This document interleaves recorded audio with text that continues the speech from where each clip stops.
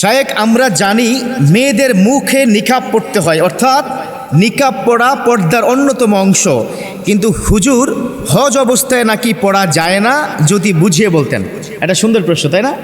মেয়েদের নিকাব পড়া এটা কি পর্দার অংশ কিনা বলেন?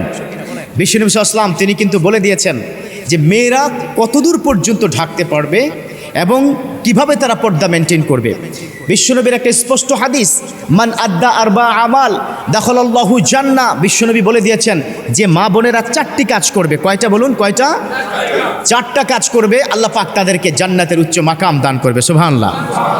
1 নম্বর হলো বা অন্যতম হলো পর্দা করা, আর সে পর্দার অন্যতম হচ্ছে মুখের মধ্যে নেকাব ব্যবহার করা। যদিও বিশ্বনবী এক্ষেত্রে রুখসত দিয়েছেন।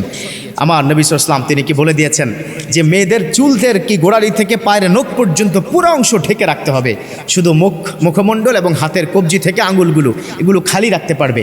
তো রাইট নাও ওয়ার্ল্ডের যে পরিস্থিতি আমরা জানি সবাই, যে এত পরিমাণ যুবকরা পর্নোগ্রাফি আসক্ত হয়ে গেছে, মহিলাদের প্রতি মেয়েদের প্রতি আসক্ত হয়ে গেছে, যার কারণে বর্তমান বিশ্বের ইসলামিক স্কলাররা তারা একমত হয়েছে যে মুখমণ্ডল ঢেকে রাখাও হচ্ছে পর্দার অন্যতম অংশ।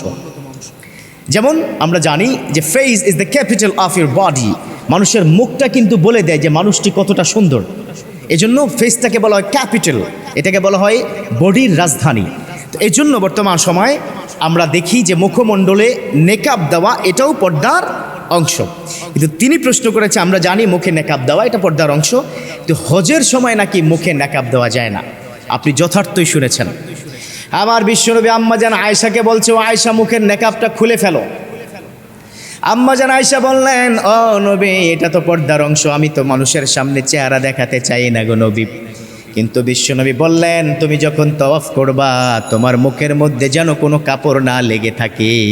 এটা হচ্ছে আমার নবীর সময় আম্মাজান আয়েশা থেকে বর্ণিত হাদিস। তিনি বলেছেন, আমি যখন মাতাফে তাওয়াফ করছিলাম তখন আমার ভাই আব্দুল্লাহ আমার সাথে ছিল। তিনি বলেছেন, বোন তুমি কি জানো না নবী বলেছে মুখমণ্ডলের অংশটা খুলে রাখতে হয়। তখন বিশ্বনবী এই কথার কারণে আম্মাজান আয়েশা তিনি মুখমণ্ডলটা খুলে রেখেছেন। সহিহ হাদিস দ্বারা প্রমাণিত, এটা বুখারীতে আছে, মুসলিম শরীফ, তারপর ইবনে মাজাহ শরীফে এই হাদিসগুলো আছে যে মুখমণ্ডলটা খুলে রাখা এটা কিন্তু অবশ্যই তাওয়াফ অবস্থায় এটা খুলতেই হবে। এই মুখমণ্ডল অবস্থায় কেউ যদি তাওয়াফ করে তার তাওয়াফ হবে না। এজন্য আমরা নিকাব ছাড়া আমরা মুখমণ্ডল খোলা রেখে আমরা অবশ্যই তাওয়াফ করব। প্রশ্ন, হুজুর তাহলে ওখানে কি অবস্থা, শয়তান কি ওয়াসওয়াসা দেয় না? আমি 2019 সালে গিয়েছিলাম, আপনি অবাক হবেন, মা বোন সেখানে ইয়াং, তারপরে ওল্ড এজ এবং যারা আছে বয়স্ক সব মিলে একসাথে তাওয়াফ করে সবাই লাব্বাইক আল্লাহুম্মা লাব্বাইক এমনভাবে তারা পড়তে থাকে মনে হচ্ছে আপনি দুনিয়াতে নাই, আপনি আখিরাতে চলে গেছেন। মনে হচ্ছে আপনি হাসরের ময়দানে, সেখানে ইয়াউমা ইয়াফিরুল মারউ মিন আখিহি ওয়া উম্মিহি ওয়া আবিহি ওয়া সাহিবাতিহি ওয়া বানি, সেখানে এমন একটা অবস্থা হাসরের ময়দানে যেমন তৈরি হবে, ভাই তার ভাইকে চিনবে না, বন্ধু তার বন্ধুকে চিনবে না, বাবা তার সন্তানকে চিনবে না। একইভাবে আপনারা যারা হজ করতে যাবেন আপনারা বুঝতে পারবেন সেখানে আসলে কেউ কাউকে তখন মাথায় থাকে না, কে মহিলা কে পুরুষ, তখন শয়তান আর কাজ করে না।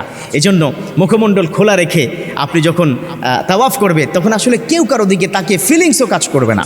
তবে ইদানিংকালে কিন্তু সেলফি কুলফিতে ভরে গেছে, ঠিক কিনা? সেলফি করতে যায় না।